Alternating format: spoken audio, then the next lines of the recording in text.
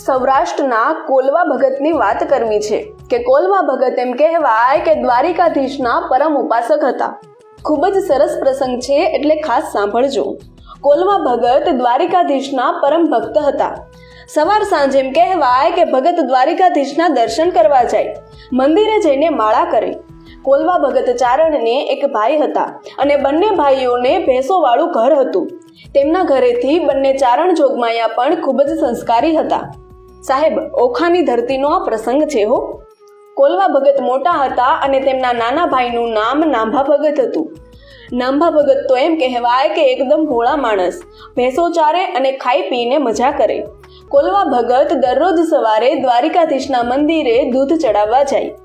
એક દિવસની વાત છે.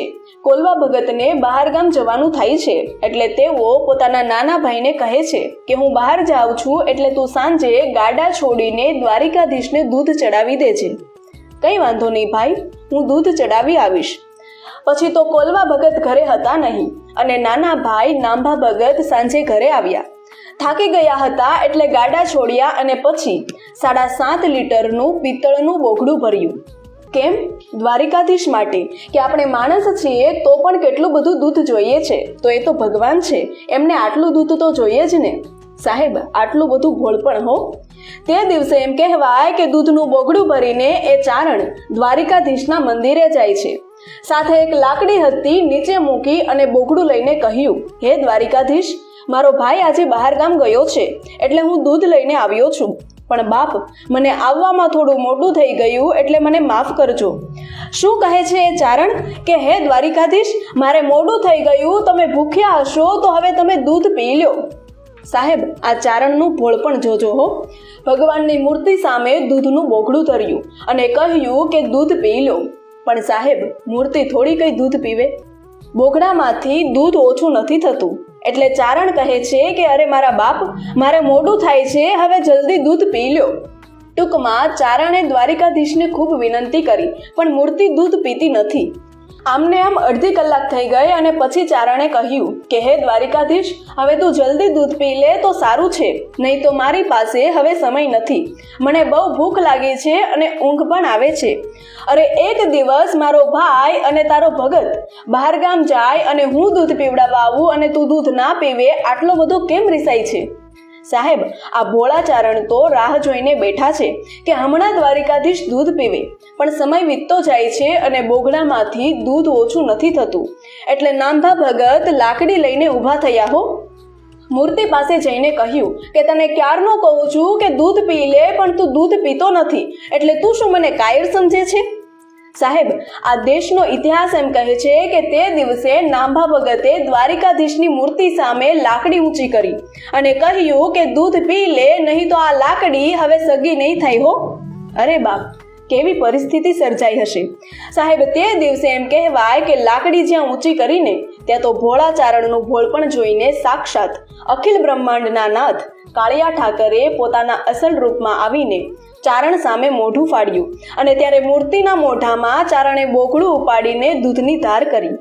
અને સાહેબ, તે દિવસે દ્વારિકાધીશ એ ભોળા ચારણના હાથે 7.5 લીટર દૂધ ગટગટાવીને પી ગયા હો. ભગવાન અને ભક્તના પ્રેમની આ તાકાત છે.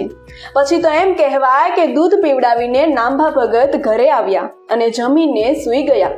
સવાર પડી, ભેંસો દોઈને નાંભા ભગત દૂધનું બોઘડું ભરીને મંદિરે ગયા.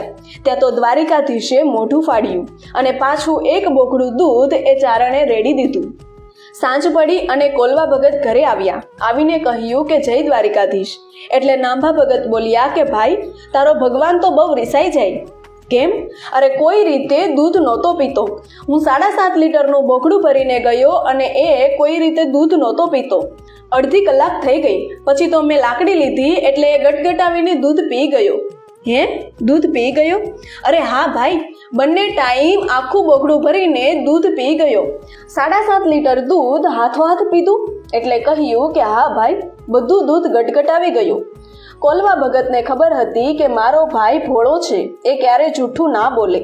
ભાઈના મોઢામાંથી આટલા શબ્દો સાંભળીને કોલવા ભગત એટલું બોલ્યા કે હું હમણાં આવું.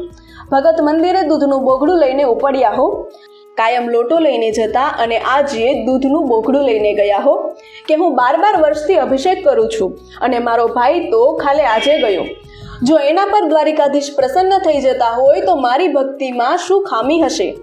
કોલવા ભગત દૂધનું બોગડું લઈને નીકળ્યા, પણ કહ્યું કે મારો ભાઈ તો ભક્તિ નથી કરતો એટલે એને મંદિર આવવું પડે, પણ હું મંદિરે છેક નહીં આવું. થોડા દૂર ઊભા રહ્યા અને ત્યાં બેઠા બેઠા કહ્યું કે હે દ્વારિકાધીશ, અહીંયા આવીને દૂધ પી જાઓ.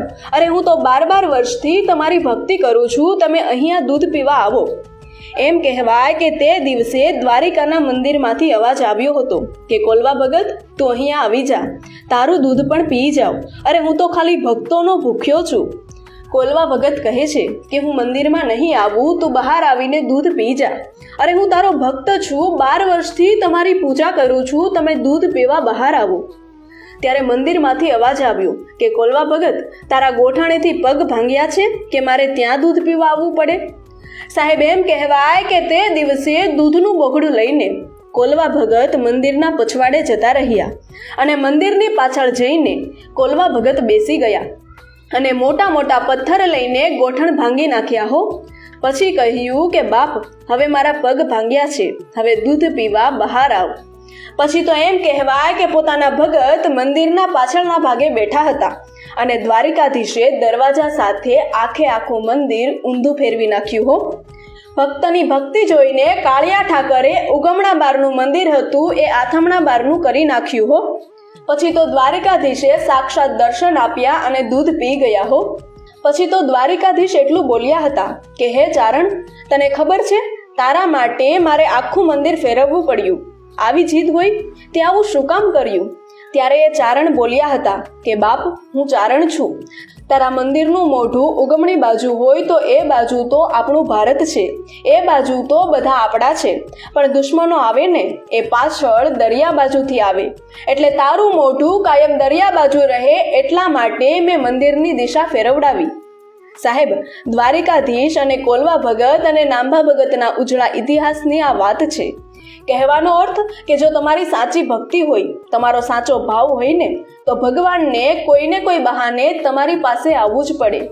વિડીયો પસંદ આવ્યો હોય તો વિડીયોને લાઇક, કોમેન્ટ અને વધુમાં વધુ શેર કરો તથા આવા અન્ય વિડીયો જોવા માટે અમારા ફેસબુક પેજ ગુજ્જુ જ્ઞાનને ફોલો કરો. ધન્યવાદ.